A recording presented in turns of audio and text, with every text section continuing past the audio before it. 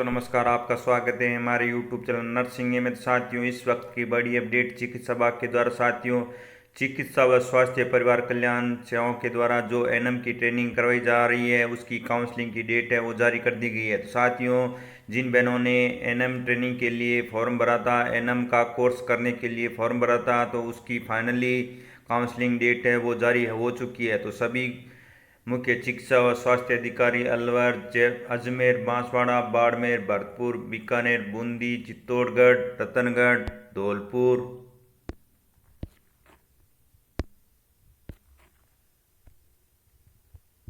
डूंगरपुर, गंगानगर, जयपुर प्रथम, जैसलमेर, जालोर, झालावाड़, झुंझुनू, जोधपुर, करौली, कोटा, नागौर, पाली, सीकर, सिरोही, टोंक, उदयपुर, दौसा, सवाई माधोपुर, हनुमानगढ़, बारां, राजसमंद, भीलवाड़ा, प्रतापगढ़, केकड़ी, अजमेर, राजस्थान। साथियों, इन सभी मुख्य चिकित्सा व स्वास्थ्य अधिकारी को आदेश भेज दिया गया है।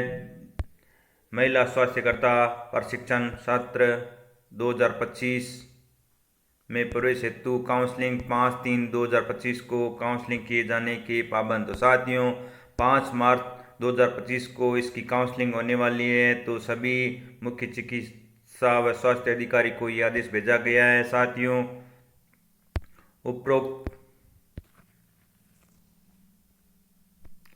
ईशानागर लेख है कि महिला स्वास्थ्यकर्ता प्रशिक्षण कोर्स सत्र 2024-25 में चयन के लिए 5/3/2025 को काउंसलिंग की जानी है, जिसके लिए निम्नलिखित प्रक्रिया अपनाई जावे। चयन विज्ञप्ति संख्या प्रशिक्षण महिला स्वास्थ्यकर्ता 356/29/2024 में उल्लेखित योग्यता व शर्तों के अनुरूप ही किया जावे। चयन पूर्णतः प्राप्तों के प्रतिशत की मेरिट के आधार पर अनुसार किया जाएगा। तो इसमें जो आपका सिलेक्शन होगा वो मेरिट आधार पर होगा और इसमें आपके प्राप्तों का परसेंटेज है वो देखा जाएगा। महिला स्वास्थ्यकर्ता प्रशिक्षण केंद्र बांसवाड़ा, डूंगरपुर जिले में परिपत्र 4/7/2016 के अनुसार आरक्षण देते हुए टीएसपी के अभ्यर्थियों को ही प्रवेश दिया जाएगा। तो इसमें टीएसपी के कैंडिडेट बांसवाड़ा और डूंगरपुर में केवल टीएसपी के कैंडिडेट को ही शामिल किया जाएगा, अन्य अभ्यर्थियों को इसमें शामिल नहीं किया जाएगा। आरक्षित अभ्यर्थियों को चयन में विज्ञप्ति दर्शाई गई सीटों के अनुरूप ही अनुसूचित जनजाति, अनुसूचित जनजाति, अन्य पिछड़ा वर्ग के अभ्यर्थियों को आयु में 5 वर्ष की छूट दी जाएगी और इसमें एज रिलैक्सेशन भी मिलेगा। राज्य सरकार की अधिसूचना क्रमांक अनुसार राजस्थान राज्य के अन्य पिछड़ा वर्ग अधिकृत सूची धौलपुर, भरतपुर जिले की जाट जाति को सम्मिलित कर लिया गया है। अतः भरतपुर व धौलपुर के जाट जाति वर्ग को ओबीसी में सम्मिलित किया जाएगा। तो इसमें जो धौलपुर और भरतपुर जो जाट जाति के हैं उनको ओबीसी में शामिल किया जाएगा। 13/2/2019 के अनुसार अति पिछड़ा वर्ग के राज्य की ऐसी शैक्षणिक संस्थाओं और पाठ्यक्रम में जो विहित किए गए प्रवेश के लिए 5% आरक्षण देय होगा। अति पिछड़ा वर्ग का सक्षम अधिकारी द्वारा जारी प्रमाण पत्र वांछित दस्तावेज के साथ संलग्न करना होगा, अन्यथा अभ्यर्थियों को उसकी श्रेणी का लाभ नहीं दिया जाएगा। तो इस बात का भी ध्यान रखें। और ईडब्ल्यूएस में बात करें तो ईडब्ल्यूएस आर्थिक रूप से कमजोर वर्ग के अभ्यर्थियों को 10% आरक्षण दिया जाएगा। तो ईडब्ल्यूएस में आपको पता है कि 10% आरक्षण का लाभ है और इसमें आपको सक्षम अधिकारी द्वारा प्रमाण पत्र है वो पेश करना पड़ेगा, अपलोड करना होगा। वेबसाइट पर दस्तावेज के साथ आपको स्कैन कर अपलोड करना होगा, अन्यथा आपको इस कैटेगरी का लाभ नहीं मिलेगा। और टीएसपी और SC/ST के जनजातीय अभ्यर्थियों का सक्षम स्तर से जारी विशेष मूल निवास प्रमाण पत्र है वो जांचा जाएगा। शहरिया वर्ग के अभ्यर्थियों के लिए 12 जिले के सक्षम स्तर के जारी निवास प्रमाण पत्र की जांच की जाएगी। समान प्रतिशत के अभ्यर्थियों की स्थिति आयु के अनुसार की जाएगी। अभ्यर्थी चयन योग्य होगी या नहीं होगी। केवल पीडब्ल्यूडी के लिए 40%, एक पेड़ से दिव्यांग 40% अधिक दिव्यांग होने पर निःशक्त अभ्यर्थी को हॉरिजॉन्टल वरीयता के आधार पर आरक्षण दिया जाएगा। 40% से कम निःशक्त होने पर आरक्षण का लाभ देय नहीं होगा। तथा प्रमाण पत्र 3 वर्ष से अधिक पुराना नहीं होना चाहिए। जो पीडब्ल्यूडी है उनके 3 वर्ष का प्रमाण पत्र होना चाहिए, 3 वर्ष से पुराना नहीं होना चाहिए। शैक्षणिक योग्यता बाबत माध्यमिक शिक्षा बोर्ड अजमेर द्वारा जारी न्यूनतम अनुदेशिक तथा उसके द्वारा जारी निर्देश के अनुरूप मान्य शैक्षणिक संस्था की सीनियर सेकेंडरी परीक्षा या उसके समकक्ष परीक्षा उत्तीर्ण होना आवश्यक है, जिसके लिए उनके द्वारा प्रकाशित विवरणी को आधार माना जाएगा। माननीय उच्च न्यायालय द्वारा डीबी स्पेशल एपीएल संख्या द्वारा स्टेट ऑफ राजस्थान वगैरह बनाम फिरदौस तन्नू में दिनांक 20/1/2006 को पारित निर्णय की पालना में माध्यमिक शिक्षा बोर्ड राजस्थान अजमेर के आदेश क्रमांक अनुमोदन अनुसार जाग्या उर्दू अलीगढ़ बोर्ड से उत्तीर्ण अभ्यर्थियों को इस प्रश्न में प्रवेश शामिल नहीं किया जाएगा। तो जिन्होंने जाग्या उर्दू अलीगढ़ बोर्ड से 10th-12th किए उनको प्रश्न के लिए शामिल नहीं किया जाएगा। प्रोविजनल मेरिट सूची के अनुसार जितने अभ्यर्थी चयन हेतु किए जाने उसके 5 गुना अभ्यर्थियों को काउंसलिंग हेतु बुलाया जाएगा। उनके कॉल लेटर पर आवश्यक अंकित कर दे कि यह प्रवेश पत्र नहीं है। तो निर्धारित सीटों की संख्या 5 गुना अभ्यर्थियों को बुलाया गया है।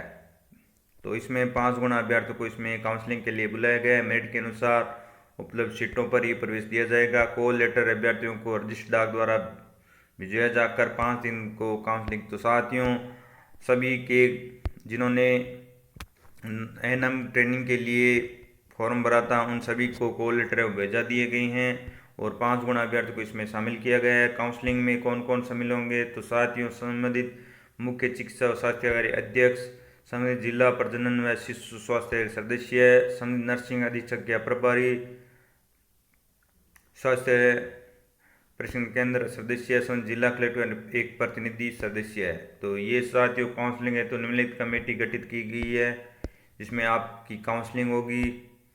इनमें से कोई भी सदस्य उपलब्ध नहीं होने पर मुख्य चिकित्सा और स्वास्थ्य अधिकारी शामिल किए जाएंगे। काउंसलिंग के दौरान अभ्यर्थियों का प्रश्न हेतु किया जा चयन अंतिम चयन होगा। चयनित अभ्यर्थी को चयन पत्र के आदि दिए जाएंगे, उसी दिन से प्रश्न सम्मिलित किया जाएगा। चयन हेतु बुलाए गए समस्त 5 गुना अभ्यर्थियों की सूची में चयन आदेश व समिति की रिपोर्ट सहित अगले 2 दिवस के अंदर गोपनीय बंद लिफाफे में निम्न स्थानांतरण विशेष पत्रवाह के साथ आवश्यक रूप से भिजवाएं, अन्यथा इसको आदेश अवहेलना। काउंसलिंग में बुलाए गए अभ्यर्थी जिनका चयन नहीं हुआ है वे प्रतीक्षा सूची में रहेंगे। प्रतीक्षा सूची तो वेटिंग लिस्ट भी साथियों रहेगी। जिनका काउंसलिंग में नंबर नहीं आता है तो उनको वेटिंग लिस्ट में शामिल किया जाएगा। फिर जो अभ्यर्थी ज्वाइन नहीं करते हैं तो फिर वेटिंग वालों को इसमें नंबर दिया जाएगा। तो इसमें महिला स्वास्थ्यकर्ता प्रश्न में जब आपका ट्रेनिंग के लिए चयन हो जाता है तो पत्रवाह के साथ अलग 2 दिवस के अंदर अंदर आपको आवश्यक रूप से भिजवाया जाना सुनिए। इसमें ये सब दे रखा है।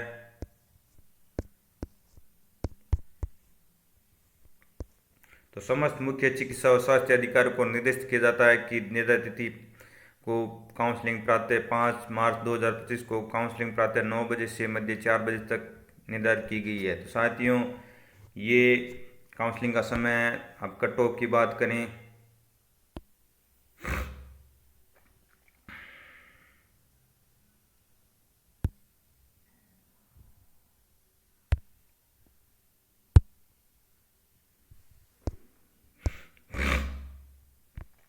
तो इसमें साथियों एनएम प्रश्न हेतु काउंसलिंग जो पाली जिले के कैंडिडेट हैं उनकी हमें मेरिट कट ऑफ है वो प्राप्त हुई है। तो एनएम प्रश्न में अभ्यर्थियों को चयन हेतु 5/3/2025 को प्रातः 10 बजे से एनएम प्रश्न केंद्र राजकीय बागड़ चिकित्सालय परिसर पाली पर काउंसलिंग आयोजित की जाएगी, जिसमें कॉल किए गए 5 गुना अभ्यर्थियों को कट ऑफ का अंकों का विवरण इस प्रकार है। इसमें जनरल 88.800, ईडब्ल्यूएस 83.400, हॉरिजेंटल जो पीडब्ल्यूडी है 50.880, ओबीसी 86.880, एससी 86.440, एमबीसी 87%, एसटी 82.8 80 और आशा सहयोगिनी 61.200 और आंगनवाड़ी कार्यकर्ता 43.400।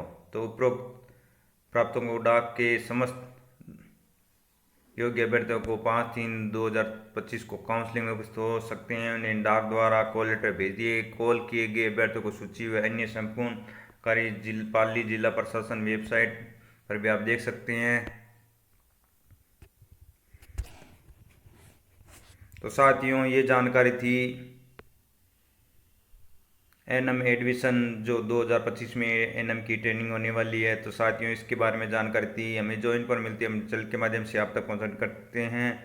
मिलते हैं इसी और नई प्यारी सी अपडेट फिर से नहीं, तब तक के लिए जय हिंद जय भारत।